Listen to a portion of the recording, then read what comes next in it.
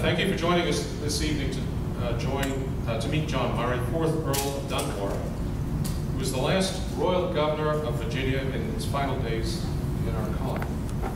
Our history typically remembers him as the villain who, through intrigue and treachery, tried to extend Britain's tyrannical schemes across and into America. History teaches that the founders opposed his authority as they detested his villainy.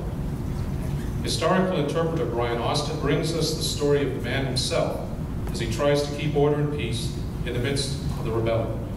And it's a little bit ironic that as a member of the Sons of the Revolution, I'm going to now introduce Lord Dunmore, so you may be more familiar with him before he joins us. John Murray, as he was born in Taymouth, Scotland in 1730.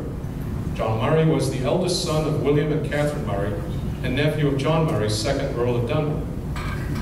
In 1745, William Murray and his young son John joined Charles Edward Stuart, affectionately called Bonnie Prince Charlie, on his ill-fated Jacobite rebellion. After Bonnie Prince Charlie's crushing defeat at the Battle of Culloden in 1746, the Murray family was put under house arrest, and John's father, William, was imprisoned in the Tower of London. While some of the rebels were executed, his father received a conditional pardon in 1750 and was released. John, now 20 years old, joined the British Army.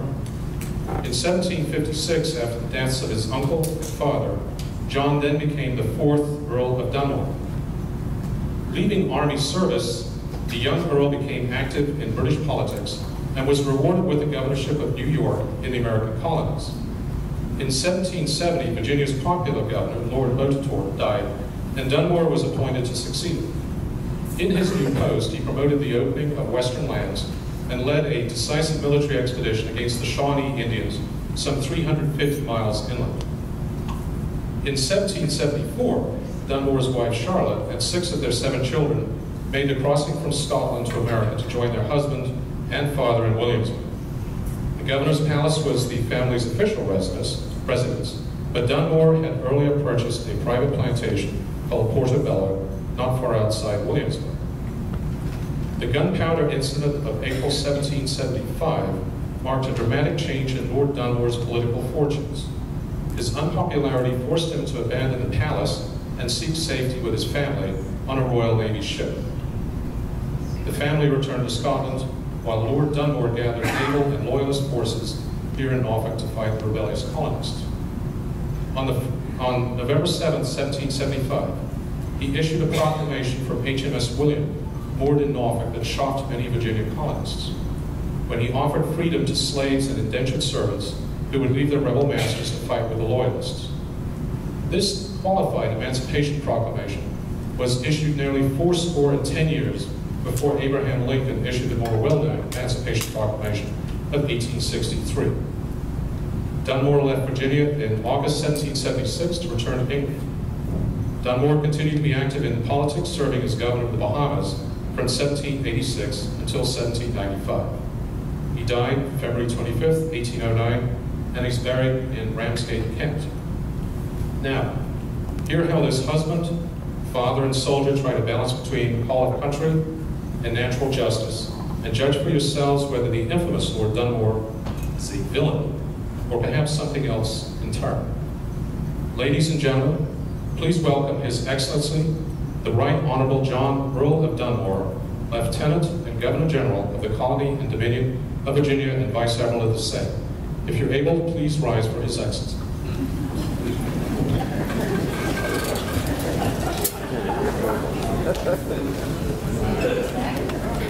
Thank you, Master Malkiewicz. I will confess to you, sir, given the introduction, I know not what I have left to say. Good evening to you, ladies, gentlemen. I thank you for the prompt response. Upon these grounds, you ought to consider yourselves fortunate, my friends. It is my condition to keep men waiting. This is my condition in Parliament, in New York, in Virginia, and yet tonight I am quite on time. So an old Scot can learn new tricks. Now, upon these instants, my beloved countrymen, I am privileged upon this occasion to hold the opportunity to speak with you. Upon such matters, though I have been introduced, I think it appropriate upon this manner to offer it myself. I have the honour of being the 4th Earl of Dunmore, John Earl. You may refer to me as Your Excellency, Your Lordship, or ye may remain quiet, as I have plenty to say.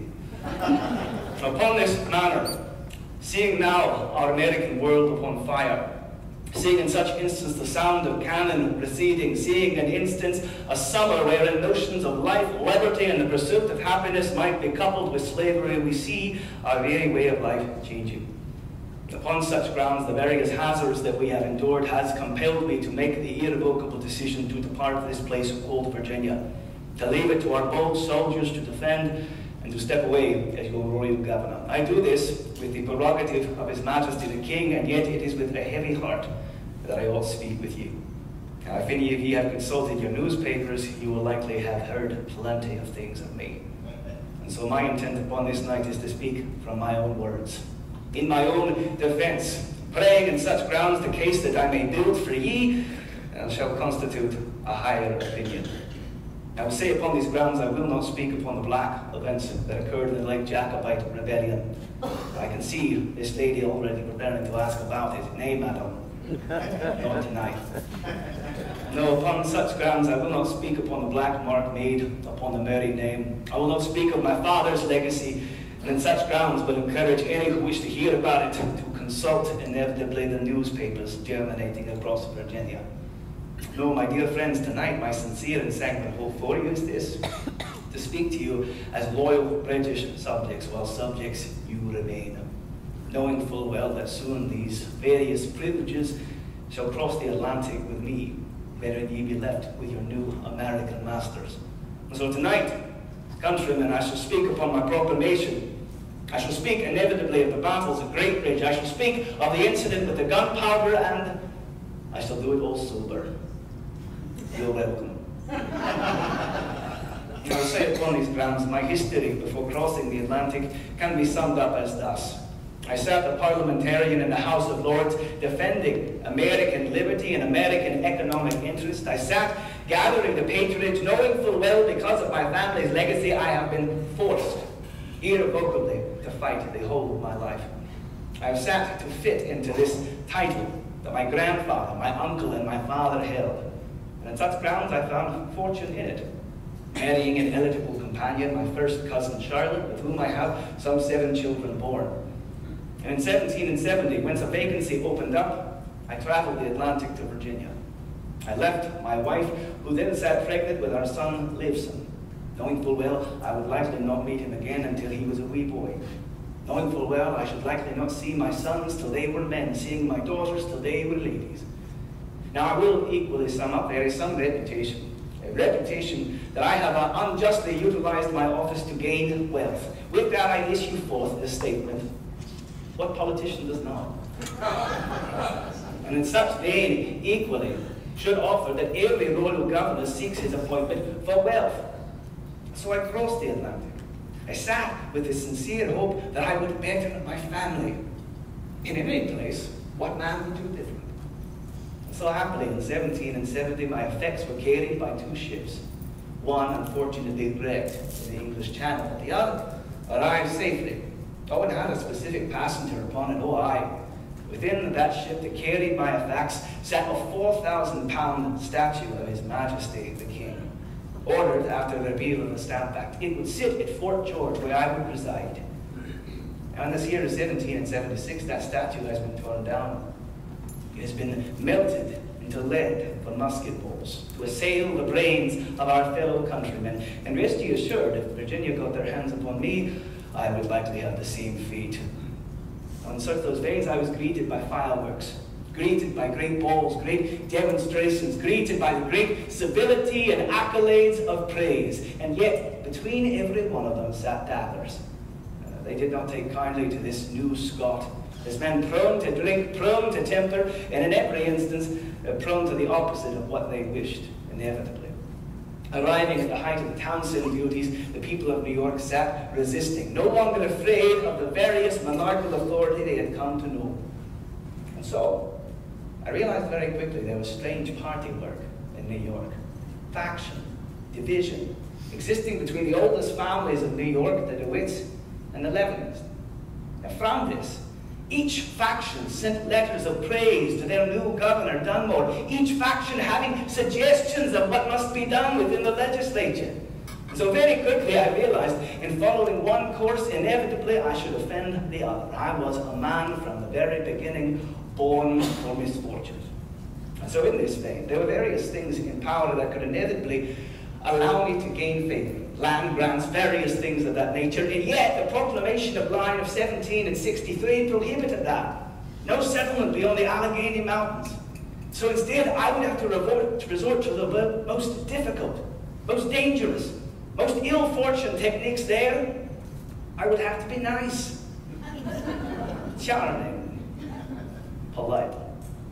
I did not do it well. No, indeed, to the majority of New Yorkers, I sat a man jovial but ill-matured. To the most impolite of New Yorkers, I was a damned fool. Oh, indeed, upon one meeting, one Delaware chief, he looks to me and says, "Oi, what is that old man playing like a wee boy?" His translator says, "The Royal Governor of New York."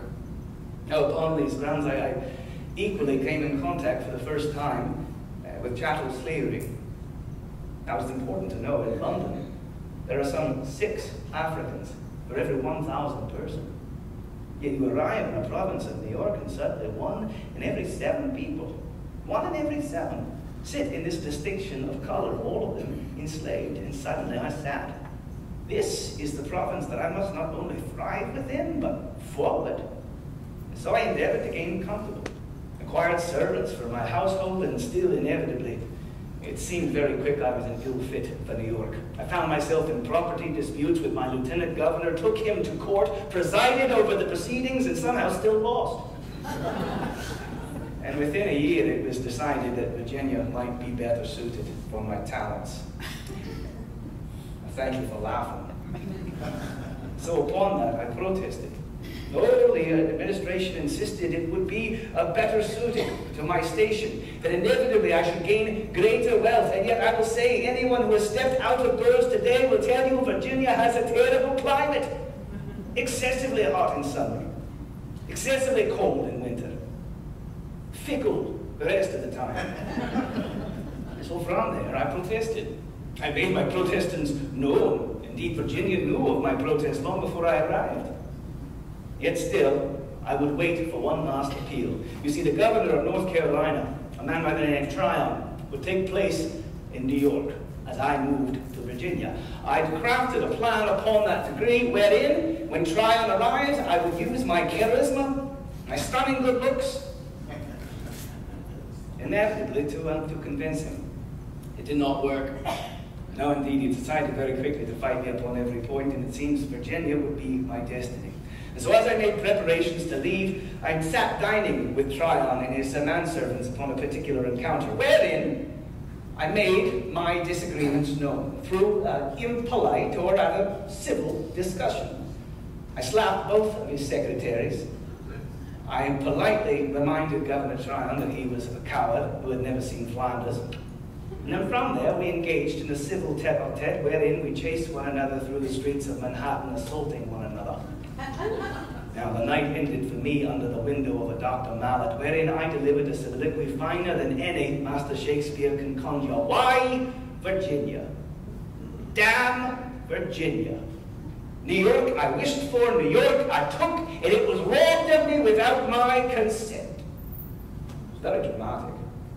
So from there, I traveled to Virginia, 1771. I traveled from Manhattan to New Jersey to Philadelphia, and saw how widely distinct this province was. How differently each accepted these terms they deemed tyrannical from the king. How they spoke of ideals of patriotism from one side of their mouth and spoke of treason out the other. Finally arrived in Williamsburg in September of 1771. We arrived in Yorktown, took a carriage from there, inevitably, the Williamsburg Road to the city. I saw for the first time how small, how distilled a society Virginia was. A province like New York hosts some 15,000 people. Williamsburg City, some 2,000. A country town, pastoral, yet not unwelcoming. No, Oh, I will confess my first days in Virginia were pleasant ones. Indeed, they took me to the governor's palace of state, a long, wide green of grass sitting before it, a pastoral palace, and that would please any man in Scotland. And from there I was sworn in as governor.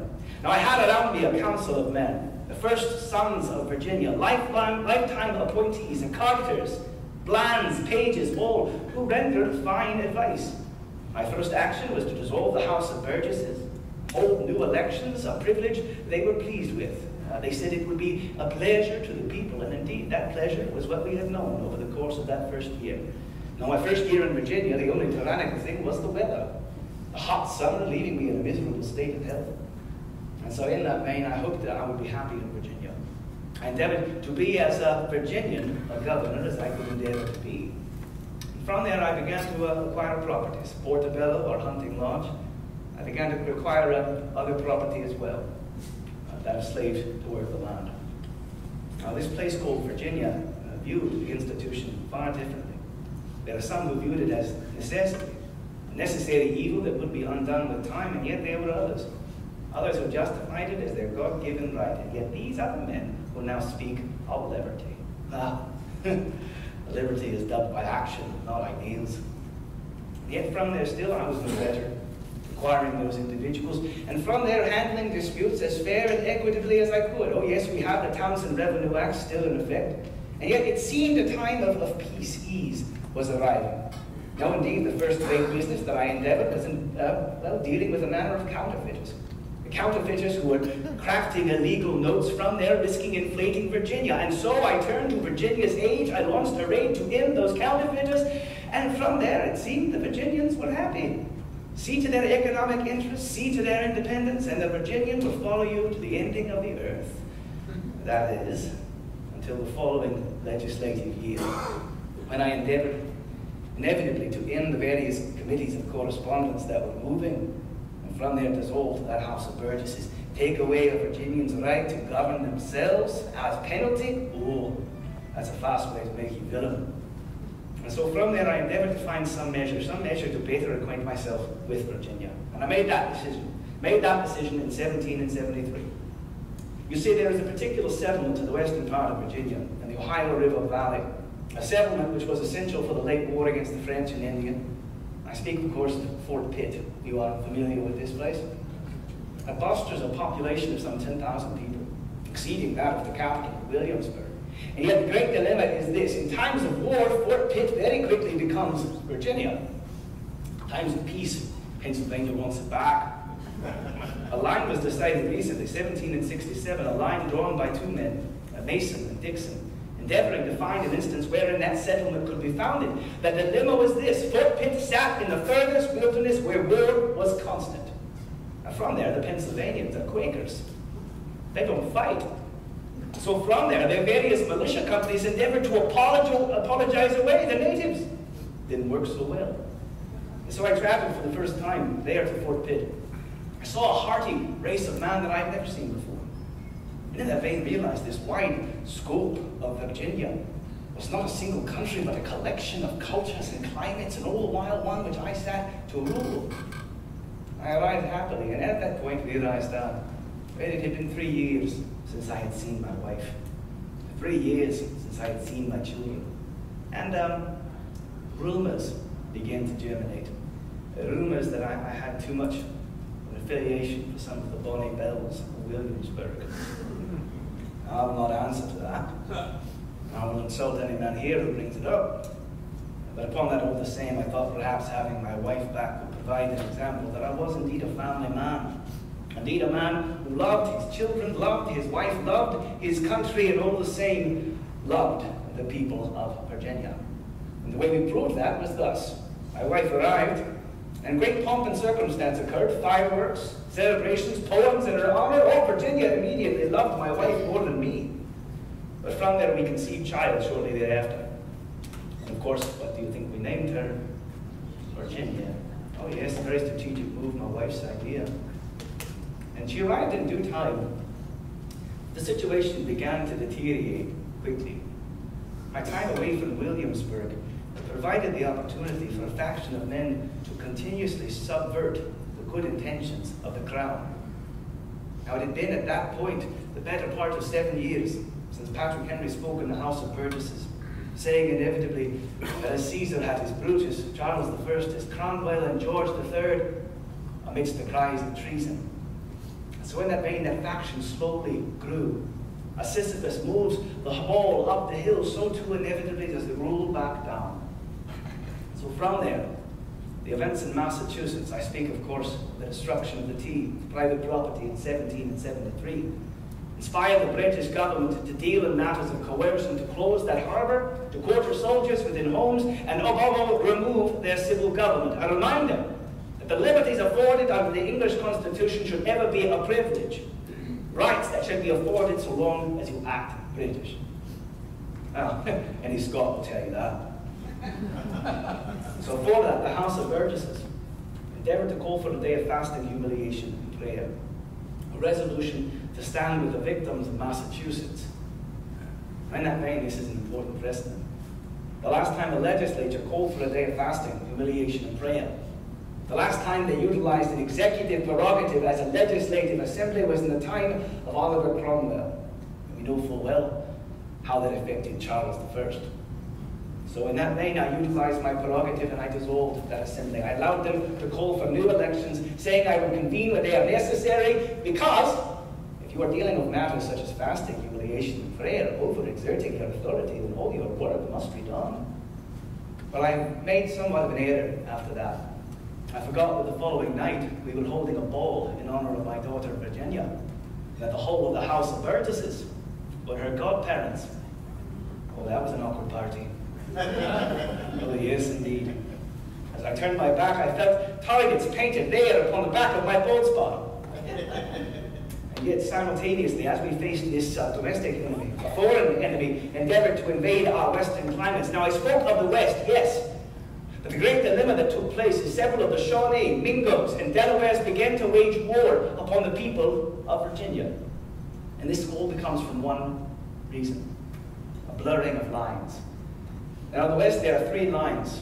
The Proclamation line of 1763, saying inevitably what settlers can and can't cross and reside within. The Treaty of Fort Stanwix, saying for the native peoples what they can and can't thrive and settle in. And inevitably, the Mason-Dixon line, saying betwixt Pennsylvania, Maryland, and Virginia, where they can and can't reside in. And from that, all these lines were crossed in this melting pot. Natives living with Virginians, Virginians with natives, natives at war with natives, Virginians at war with Pennsylvanians, and in this way it fomented into a great and boiling mess. A massacre at Yellow Creek compelled certain Shawnee princes like Logan and Cornstalk to wage a depravitous war against the settlers therein, no action beyond their various barbarity.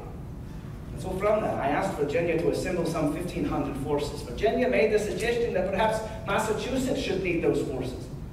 They were more apt to defend the rebellious body than their own countrymen in the West. And yet still I waged this war. I waged this war without the permission of Parliament. I waged the war without the permission of Virginia. And indeed, the sole permission I required for it was my own conscience. And so in that vein, I succeeded. I arrived there at Fort Pitt, several Shawnee chiefs, Delawares, placing a string of wampum over my eyes and my ears that I might be wise. And over that course of time, slowly we began to find an amicable agreement. And every time we did, some assault from the Virginians would exacerbate it. A great battle at Point Pleasant took place. Many natives were killed. Many Virginians were killed. A bloody massacre that some have attributed to my own hand, that some have called the first battle of this fomenting rebellion. Shortly after that, we were gathered at Fort Charlotte, the fort named for my beloved wife. While that took place, several survivors of that battle there dwelled, and nearly a second battle took place. Now, through whatever talents of diplomacy I had, I subverted. And that night my bodyguard had to double.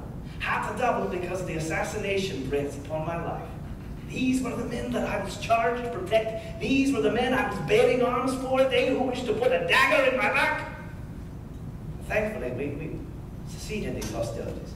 We found an amicable agreement where, between the Shawnee peoples, we would sit in elder brother, in friendship and care. And as I was returning home to Virginia, the men I commanded were going to give approbation to the lately held Continental Congress. Once more, patriotism from one mouth and treason from the other. When I arrived back in Williamsburg in the late winter of 1775, everything had changed. I was pleased to see my wife, but the air of honouring the British lion and the Scotch unicorn was undone. The March of 1775, Patrick Henry gathered in Richmond, Virginia, the Second Virginia Convention, and said famously, "Give me liberty or give me..." Ah, you're familiar with it. From there, he equally issued forth a resolution to arm independent companies. Independent companies that would answer the authority of Virginian extra-legal committees rather than the authority of His Majesty. What purpose could this body have if not to bear arms against their country? To become the executioners of their friends and brethren, to cite Thomas Jefferson's words. So from that, what choice did I have? To keep good order, to prevent any degree of bloodshed, I made the inevitable decision upon the 21st of April, 1775, under the cover of night, to remove some 15 half-barrels of gunpowder from the public depository of arms, to ensure bloodshed need not occur. Oh, that self-same week, General Gage in Massachusetts did the same. And we all know what happened there. A shot heard around the world. And from that vein, an angry mob gathered outside the palace in Williamsburg, Virginia, threatened inevitably to move into my home, to seize my family, my children, the gunpowder, the arms, the shot, and in every instance I threatened any attempt upon my house, my family, or my land would endeavour to secure that as I bore arms against Virginia, most assuredly I would bear arms at it. Cooler heads prevailed. Thankfully, upon that venture, there was no second Lexington conquered that week. But all the same, I kept those Marines there in the palace, kept them as guards. And in every instance, from there, the wheel was rolling. Patrick Henry marched with a company of some 700 men towards Williamsburg, Virginia. From there, he learned of Lexington and conquered. There was no going back. And so in that vein, I left with my wife upon the 8th of June. From there, taking her to Yorktown aboard the Fowey, where she would be cared for. Patrick Henry insisted to block my path upon the return, and the captain of the Fowey said any attempt at Yorktown would burn to the ground. So from there, I had extended a generous hand, and now Virginia would see a closed fist. We rigged a trap in the magazine. A simple blunderbuss pointed at the door, a wire trap set, so that any attempt to secure those arms would ensure a speedy end. The mayor's son of Williamsburg found it, with a group of small boys. Edmund Pendleton said, "This action upon the governor's part demands assassination." Soldiers marched in the streets, the sounds of drums filled the night, and in every instance I was certain that war would come. So under cover of night I departed to the Fowey. I sent my wife home upon the Magdalen with the various updates of what had happened to His Majesty, and from there made preparations to defend Virginia. Oh, the Virginians hated the notion I sent away my wife. They insisted she would have been entirely safe. It was just me they wished to kill. So we came to Norfolk, this town which in every instance has been so hospitable. I sat aboard the HMS William, and from there invited all loyal to His Majesty wishing to fight.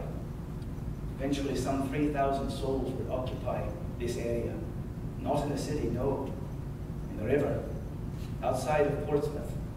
A collection of sloops, barks, cutters, rafts, 3,000 souls in what was called the floating town, all making preparations to defend Virginia. And my plan was thus. Inevitably, I would take one of my associates, a man by the name of Connolly. From there, he would travel to Fort Pitt, gathering up the promise of 300 acres for any who would fight, able-bodied. From there, having taken Fort Pitt, he would slowly march through the frontier, all the while gathering loyal natives, French trappers, and any who would fight for our cause. Meanwhile, I would sit fighting up the tidewater till eventually we arrived in Fairfax County, dangerously close to the lands of George Washington. From there, we would take Virginia. From there, we would take the continent. From there, we would restore peace. The only problem was this, convincing the British Army. No, indeed. General Gates, arriving once in Norfolk, heard the plan and liked it well, and yet still his superiors told him to march to Charleston, which he lost. And so, once Virginia was taken by the Americans, everything else bent.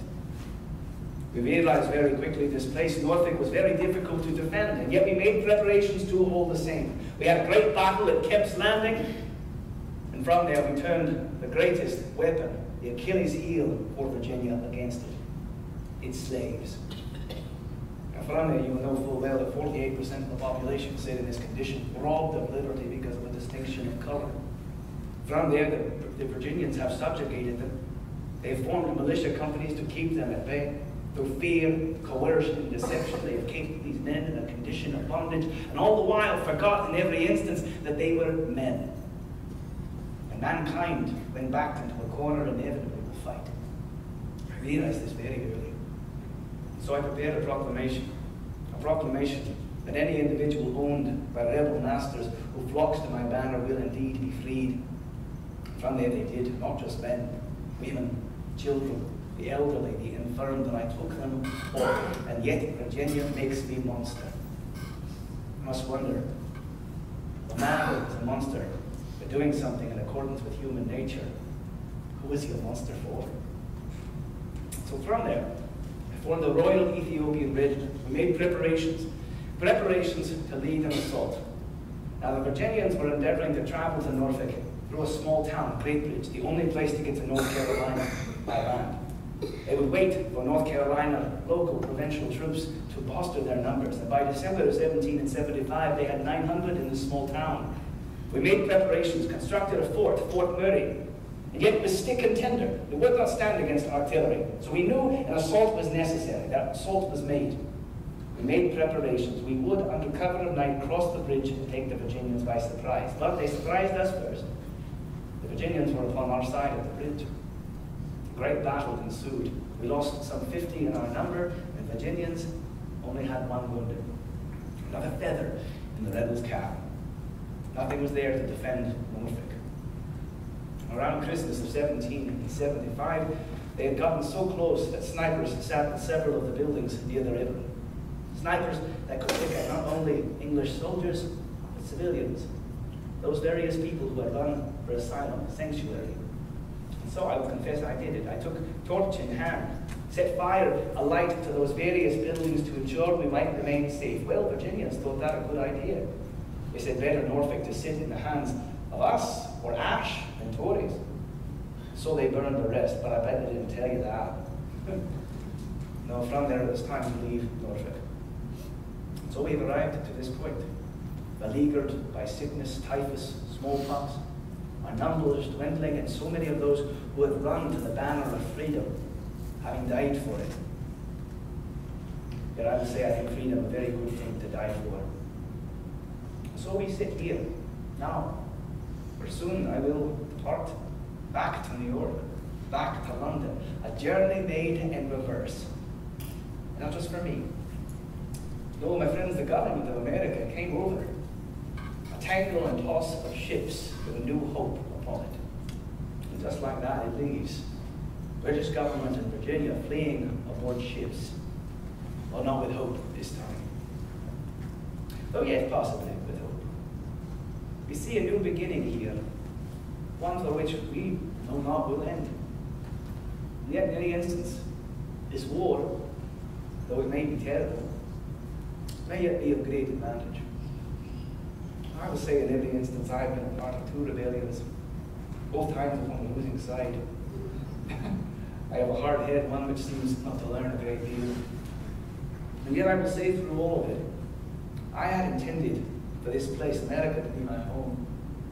I had intended, in such regards, to find a life here. I sit a stranger from a strange shore, hoping for something better, and have been viewed through all of it as an outsider, a lesser, but all the while I've strived to be better. I must argue in that how very American that makes me. And I will say upon those grounds in conclusion, that regardless of what the fate should be, America should thank me.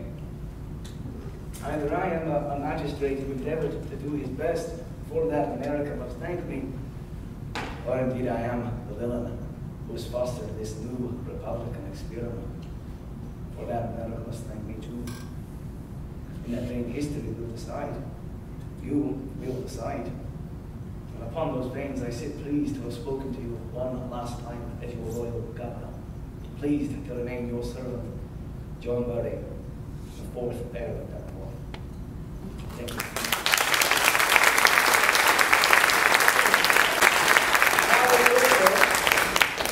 Give you some bad news at this time, but coupled with some good news.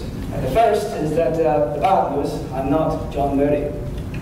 The second, the good news, I can stop speaking in this terrible Scottish accent. My name is Bryan Austin. I'm a proud owner of Our Historic Life, and I'm so pleased to sit and engage with you in the oldest way we tell our history, oral history, narrative history, on this story that we're beginning to realize is very, very complex. Lord Dunmore, who for the longest time was the great villain, one of America's greatest villains. He had this Captain Hook swagger that has cultivated an interest in him for decades. Now from there, Dunmore does indeed go back to England. Yet in 1781, there's a small moment where he goes back to Virginia, or at least tries to. By 1781, the expectation is we're going to lose the war. We, of course, being America.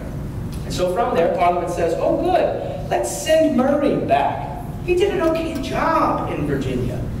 Oh, it'll be fine. So from there, as he's sailing across the Atlantic, he receives news of Yorktown and promptly goes back home with his rudder between his legs. Now, sadly, from there, he goes back and is the governor of the Bahamas for a period of time. And never loses sight of trying to find lands in America, trying to find haphazard schemes. He was, over the course of his life, a portrayer and activist in 4 revolutions and 2 world wars, and he always picks the losing side.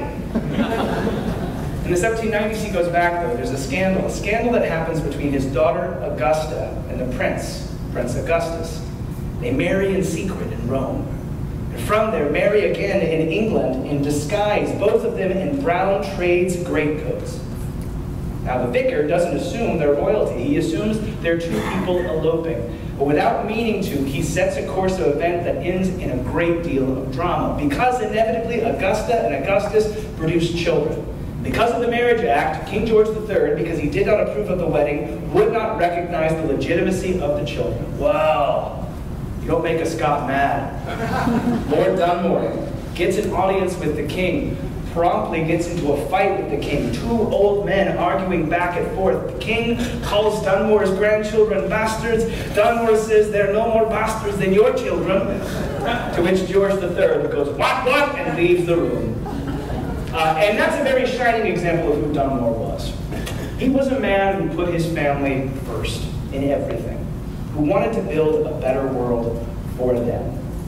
So in that instance, regardless of those various schemes that you look at, regardless of the ridiculous accounts that you see Dunmore involved in, and there are ridiculous ones, he still becomes a man we can relate to. And so with that, I want to highlight 2 things that I encourage you to look at when you go home today. There are 2 portraits that exist of John Murray, the 4th Earl of Dunmore. The first is in 1765, and it's probably the one you're most familiar with. From there, he's sitting in his tartan, his Scotch bonnet, the very ideal of Scottish virility. They've probably all seen this. The second one is a year or 2 before he dies. His daughter commissions it. And we see, sitting in an armchair, an old, wizened man, bald, his tartan, Scotch bonnet, smiling. And you can see in that instance the reflection of a man who did indeed fight his entire life. And for that, went on to the greatest reward he had, spending his last years with his daughter, Augusta.